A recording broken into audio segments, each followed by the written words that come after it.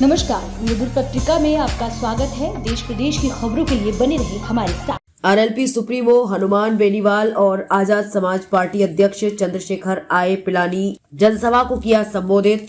Party प्रत्याशी के पक्ष में वोट की अपील। विधानसभा चुनाव में दलित और जाट वोट बैंक को साधने के लिए राष्ट्रीय लोकतांत्रिक पार्टी के सुप्रीमो सांसद हनुमान बेनीवाल और आजाद समाज पार्टी के अध्यक्ष चंद्रशेखर आजाद आज पिलानी पहुंचे। यहां उन्होंने पार्टी गठबंधन के संयुक्त प्रत्याशी के समर्थन में उत्सव मैदान में आयोजित जनसभा को संबोधित किया।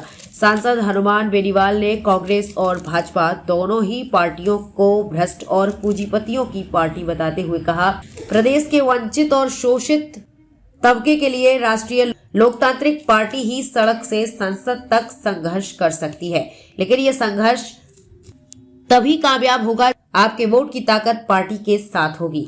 सांसद बेनीवाल ने पेपर लीक, अपराध, भ्रष्टाचार व अन्य मुद्दों पर बोलते हुए झुंझुनू और पिलानी से पार्टी प्रत्याशियों के पक्ष में मतदान की अपील जनसभा में आए पार्टी के समर्थक कार्यकर्ताओं से की। आजाद समाज पार्टी के अध्यक्ष चंद्रशेखर आजाद ने भी सभा को संबोधित करते हुए कहा कि जब भी कोई जुल्म, ज्यादती, अन्याय यहाँ के किसानों, नौजवानों, महिलाओं, दलित, पिछड़ों, आदिवासियों पर होता है, तब आजाद समाज पार्टी संघर्ष में साथ रही है। आजाद ने कहा कि जिस समाज का नेता मजबूत नहीं होता, उस समाज की कहीं कोई सुनवाई नहीं होती। संविधान ने आपको शक्ति दी है, जिसका समझदारी के साथ इस्तेमाल करते हुए पार्टी गठबंधन के प्रत्याशी को जिताना आपकी जिम्मेदारी है। आजाद ने कहा कि आरएलपी और आजाद समाज पार्टी के गठबंधन से भाजपा और कांग्रेस दोनों ही पार्टियां विचलित नजर आ रही है। जनसभा को पिलानी से पार्टी के प्रत्याशी मास्टर रामस्वरूप और झुंझुनू से पार्टी के प्रत्याशी पंकज जाखड़ ने भी संबोधित किया। आरएलपी बनाएगी सरकार, ये कहना है बेनीवाल का। जनसभा के बाद हनुमान बेनीवाल ने मीडिया के सवालों का जवाब देते हुए बताया कि उनकी पार्टी राजस्थान में 150 सीटों पर चुनाव लड़ रही है। बीजेपी और कांग्रेस को समर्थन नहीं देंगे, बल्कि हम खुद राजस्थान में अपनी सरकार बनाएंगे।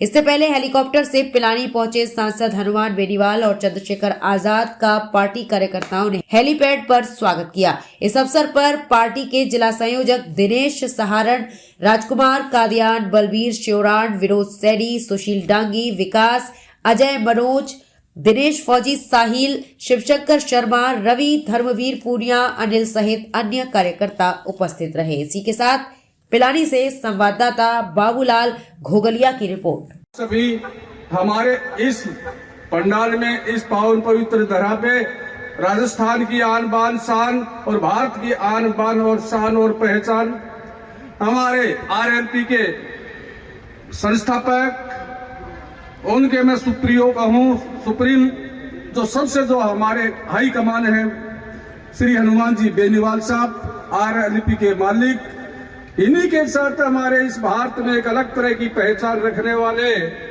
एएसपी के संस्थापक काशीराम जी के दोनों जो हमारे राम और लक्ष्मण की जोड़ी है, ये दोनों ही काशीराम जी की जो हमारे थे, उनके रास्ते पे चलते हैं, उनको मिशन को भी आगे बढ़ा रहे हैं। गरीब, दलित, शोषित और पीड़ित के लिए जो काम कर रहे हैं, किसानों के मसीहा हैं।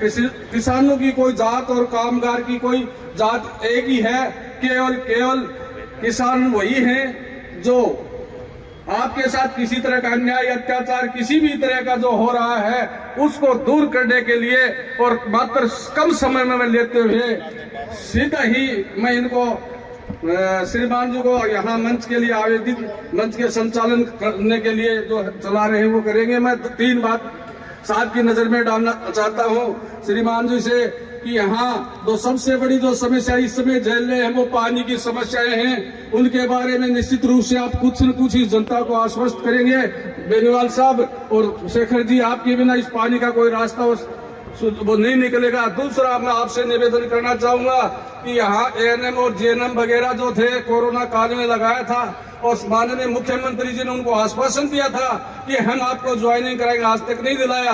और तीसरा मैं निवेदन करूंगा, शोषित न्याय जो जितने भी हो रहे हैं आप ही इनको भगा सकते हैं। जो प्रशासन हम पे भय पैदा करता है उसको आप ही दूर कर सकते हैं। मैं पुनः आपका स्वागत करता हूँ और अभिनंदन करता हूँ। आप सब आए, आपसे भी एक अपील करता हूँ, निवेदन करता हूँ कि माननीय राम और लक्ष्मण, हनुमान जी, बेनीवाल साहब और शेखर जी आए हैं। आप उनका मान और सम्मान, मेरा भी मान और सम्मान आप बढ़ाएंगे और बोतल के निशान पे अपना मत देकर मुझे आप और हनुमान जी का और चंद्रशेखर जी का जो विश्वास है उसको नहीं तोड़ेंगे। इसी के साथ धन्यवाद, बहुत बहुत धन्यवाद।